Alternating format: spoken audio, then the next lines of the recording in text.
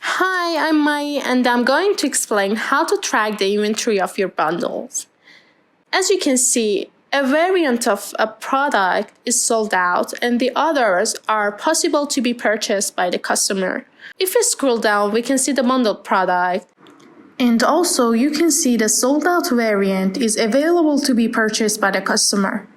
So to fix this need, we should go to the fastbundle admin panel, settings tab, and we should choose the bundle setting option. The second section is about tracking the inventory. We should click on the checkbox and activate it, and we should choose the second option that is about showing the sold out badge for the unavailable bundles. And we can save the changes.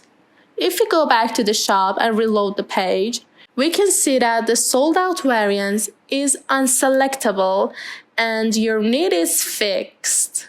Make sure you don't miss the other videos and feel free to reach out with any other questions and concerns. Bye!